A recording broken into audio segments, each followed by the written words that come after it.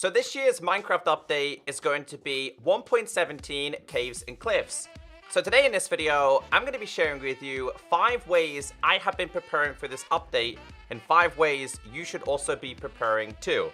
I hope you guys are going to enjoy today's video, but I want to know in the comment section, if you're preparing for 1.17 Caves and Cliffs, how are you doing it? If you would like to see a part 2, all you got to do is be sure to hit that like button.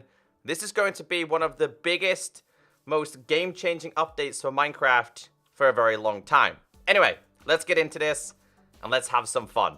So the first thing we have here is a zombie XP farm slash grinder. However, the key part of this is not the zombies. The key part of this is turning those zombies into drowned, because as of 1.17, drowns are going to drop copper ingots. They are no longer going to be dropping gold. So while we wait for these guys to filter in, if we go to spectator mode here, I showed you guys this creation in a separate video and how to build it. In case you guys want to build it for yourself, I'll leave a link down below. So this is the cool thing, because this can still be a zombie spawner, a zombie grinder, giving you all the things a zombie would drop, like carrots, potatoes, armor, rotten flesh. You know it. You've been playing Minecraft a long time. So this doubles up as a drowned farm as well. And it's really that simple, because you can turn your already created zombie farms into drowned farms. And that's all done with a dispenser and a button. And inside of here, we have ourselves a water bucket. So what's going to happen here is, as we activate this, this is going to turn all the zombies into drowned. Now, the water is at head height, and all we simply do at this point is wait. And in the meantime, grab yourself a sword. We're going with netherite, why not? We've got sweeping edge. This is not available on bedrock, but this does still work on bedrock. Mending, fire aspect, smite 5, and looting. We've gone with smite, because smite is for the undead, things like zombies, drowns, skeletons, etc. So all we gotta do is wait for these to transform. They're shaking, so it's working. And with a crazy noise, these guys have now turned from zombies into drowned. And we're just going to flick this on now. And we're just going to start killing. These guys will drop a whole range of things. And if we're lucky enough, I'll be able to show you guys what they actually have dropped. And there's a couple more in here. So inside of here, we have rotten flesh. This time we got gold. It's so typical. As soon as I record a YouTube video, there's no copper. Let's do another round, and then let me show you. Okay, let's kill them.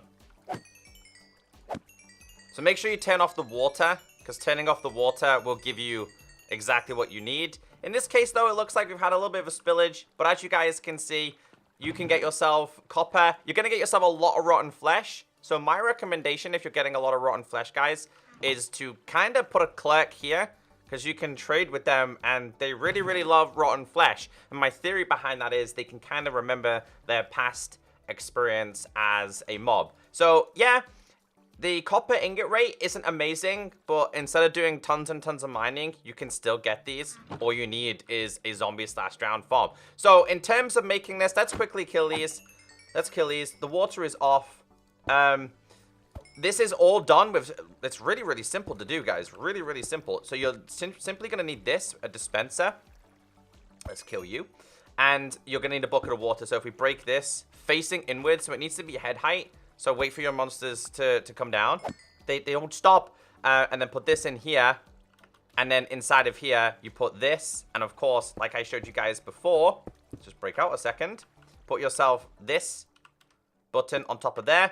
And then you'll see that it's like dispensed. If we go to spectator mode, you can kind of see that they're head height. So these guys will now transform into drowns. They have to be drowns. It's not zombies.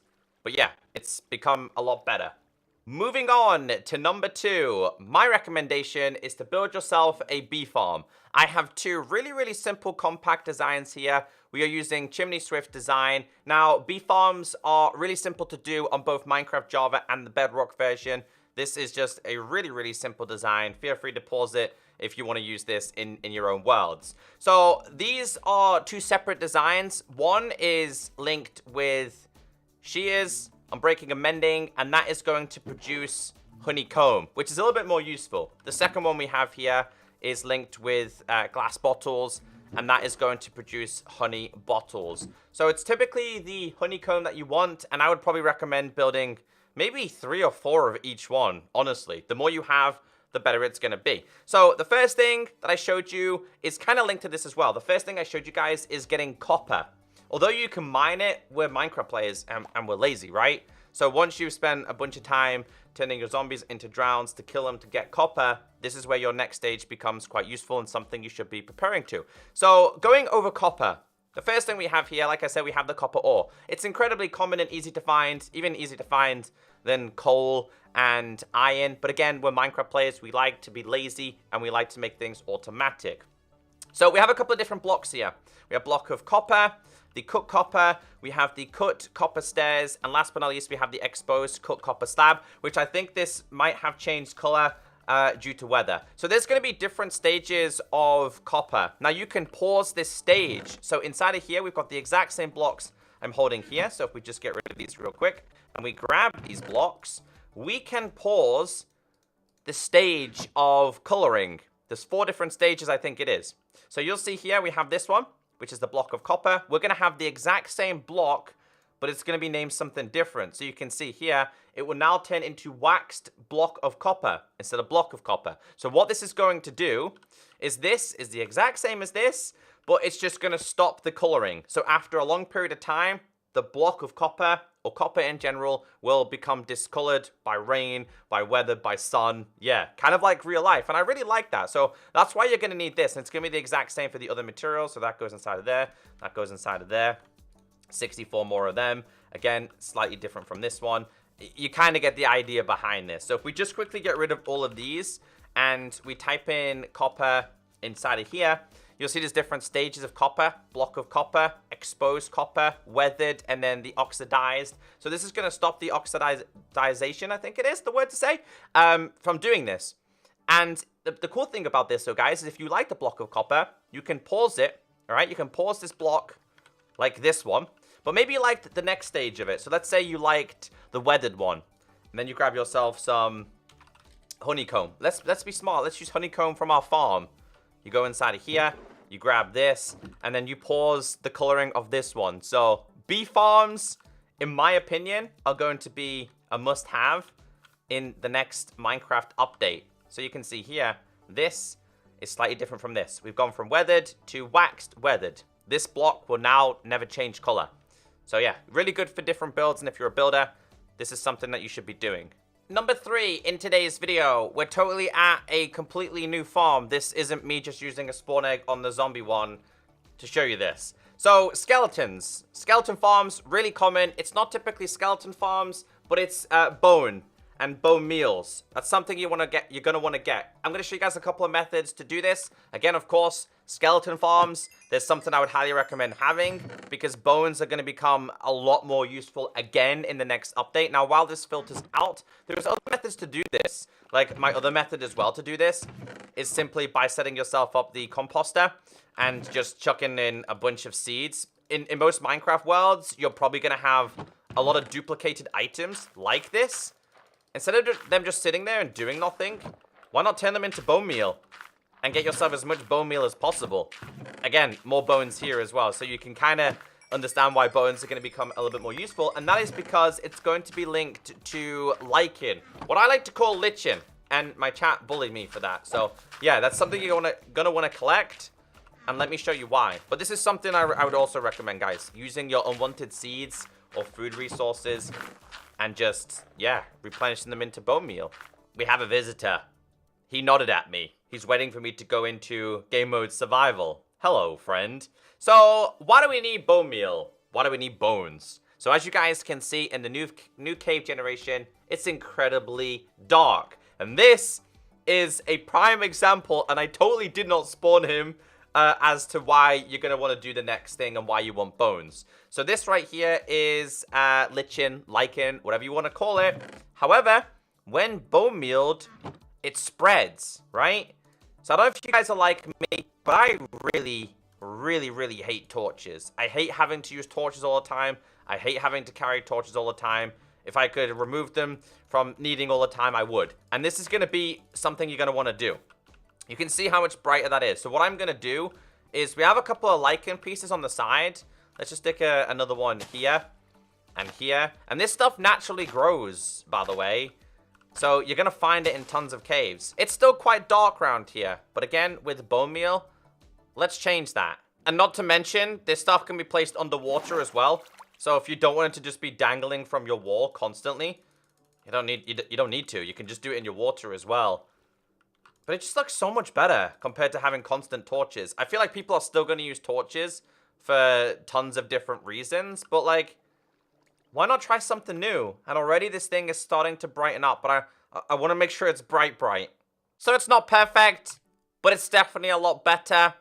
And it makes visibility a lot easier as well. So my recommendation would be to stack up on bone meal, because I can tell you from survival experience, zombies, creepers, skeletons, spiders, you name it, they will spawn in any nook or cranny whenever they can. So that's my next advice. Number 4 in today's video. This is water breathing and night vision potions. And the reason why I'm recommending these is because caves now have their own level of water. And it's not just a little bit of water, it's a lot of water. And believe it or not, the developers are testing even more with ore generation being diamonds as well, spawning in water. And there's some diamonds here as a prime example. So you're gonna need a lot of night vision and water breathing so you can see a lot better. Typically, you don't necessarily need the night vision, but I've always used night vision with water.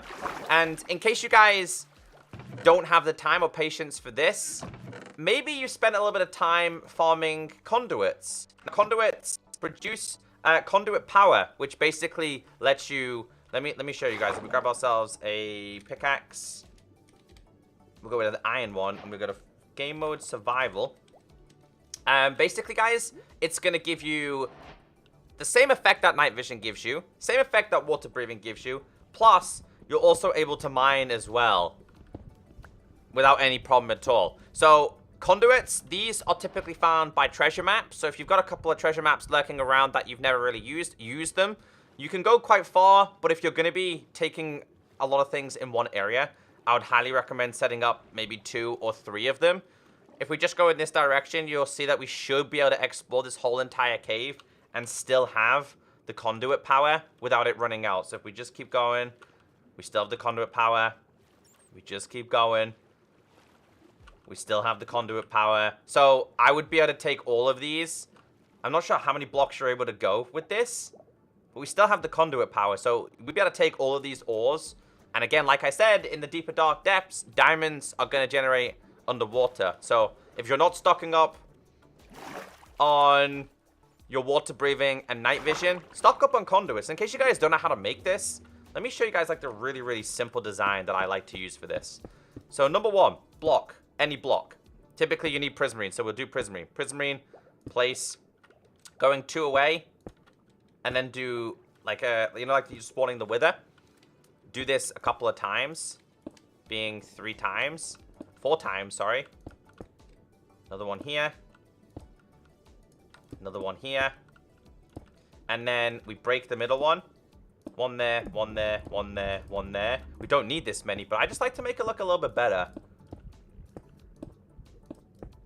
Looks way better, like that.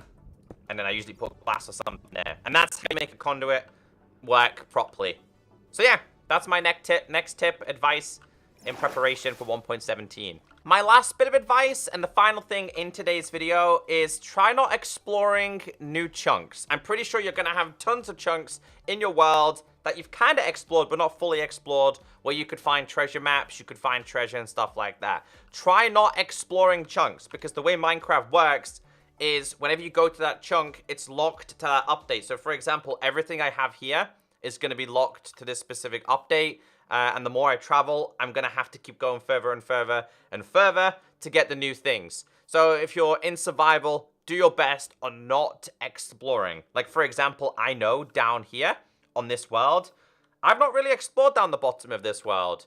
So I know if I was to go in that direction, new things will generate a lot faster and quicker in the newer updates compared to me going in that direction or even in that direction. I know it's really hard to do considering we're still, let's say, 4 or 5 months away from the next major update. try and not explore as many chunks as possible. And I know a lot of Minecraft players, because I do it myself, use the Elytra. And when you're using the Elytra, it's so easy to just explore and new chunks and stuff like that. So I hope this video does help you out. I want to know in the comment section how you guys are preparing for 1.17 caves and cliffs. So have a great day, stay beautiful, and hopefully I'll catch you for part 2 of advice, tips, and preparation for the next update. See you all in the next video. Bye-bye.